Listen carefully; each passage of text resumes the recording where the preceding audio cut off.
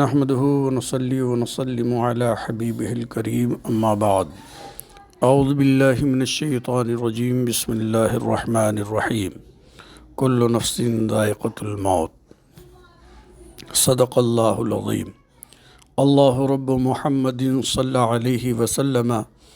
نحن عباد محمد صلی علیہ وسلم۔ حضرات، جماعت اہل سنت کے لیے انتہائی دردناک خبر جو شائع ہوئی، یعنی حضور سید السادات قائد اہل سنت پاسبان مسلک اعلیٰ حضرت علامہ شاہ سید حسینی میاں قبلہ رحمۃ اللہ تعالیٰ علیہ، جو ہم تمام کو داغ مفارقت دے کر اپنے خالق حقیقی سے جا ملے، اللہ تبارک و تعالی ان کے درجات بلند فرمائے اور ان کے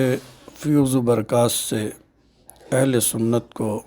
ہمیشہ مستفیض فرمائے۔ حضرت سید صاحب قبلہ نسبی اعتبار سے انتہائی باعظمت خاندان کے فرد جلیل تھے، جن کے خاندان میں بے شمار اولیاء کرام اور بڑے بڑے صاحبان علم و فضل گزرے۔ آپ علاقہ رائے چور کے رہنے والے، مگر مدت دراز سے شہر ناگپور میں آپ نے قیام فرمایا۔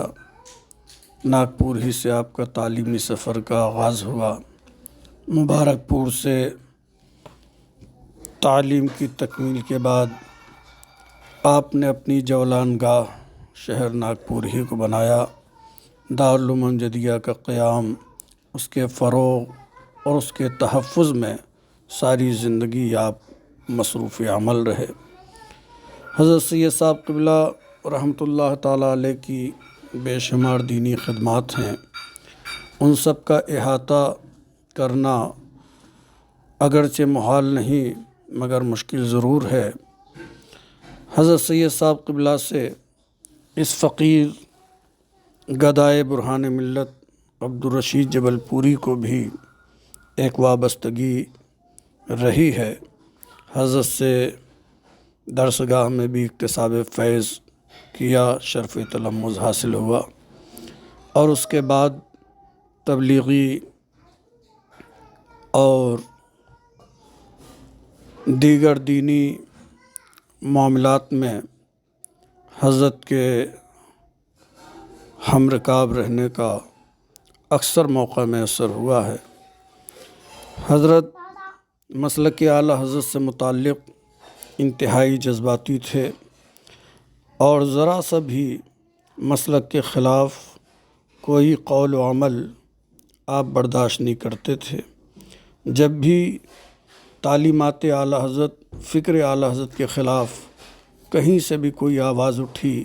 یا کوئی تحریر سامنے آئی، آپ بلا خوف تردد اس کی مخالفت اور تردید کے لیے تنہا میدان عمل میں آ جاتے، اس کی پرواہ کیے بغیر کہ ان کی صحت علیل ہے یا وہ اس معاملے میں یکا و تنہا ہیں۔ ہمیشہ انہوں نے اشاعت دین اور احقاق حق، ابطال باطل کے لیے بلا خوف تردد آپ میدان عمل میں تشریف لاتے اور ہر مقام پر جہاں بات مسلک اعلیٰ حضرت کی آتی، آپ صف اول میں نظر آتے، چاہے وہ مناظرے کی منزل ہو یا تحریر کے اعتبار سے رد و ابطال کا معاملہ ہو۔ آپ کسی بھی میدان میں پیچھے رہنا پسند نہیں فرماتے تھے اور نہ ہی وہ حالات کا بیٹھ کر انتظار کرتے تھے کہ دیکھیں کیا ہوتا ہے، بلکہ ان کی زندگی کا عالم یہ تھا کہ بے خطر کود پڑا آتش نمرود میں عشق، عقل تھی محو تماشائے لب بام بھی، حضرت کی زندگی کے بہت سارے حسین پہلو ہیں، انشاءاللہ کبھی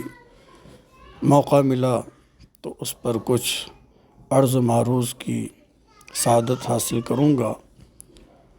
یہاں بس اتنی بات عرض کر دوں کہ سید صاحب کی رحلت جماعت اہل سنت کے لیے ایک عظیم خسارہ ہے، جس کی تلافی حالات کے تناظر میں ممکن نظر نہیں آتی۔ اللہ تبارک و تعالی ان کی خدمات دینیہ کو قبول فرمائے،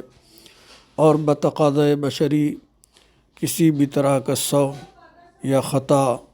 کا صدور ہو تو اللہ تعالیٰ ان کی مغفرت فرمائے، اور ان کے تمام تلامذہ، خلفاء، مریدین، متعلقین، اہل خاندان کو اس صدمہ جاکاہ کو برداشت کرنے، اس پر صبر کرنے کی توفیق دے، اور اس پر اجر عظیم عطا فرمائے۔ والسلام علی سید الانبیاء والمرسلین وآلہ وصحبہ اجمعین برحمتک یا ارحم الراحمین۔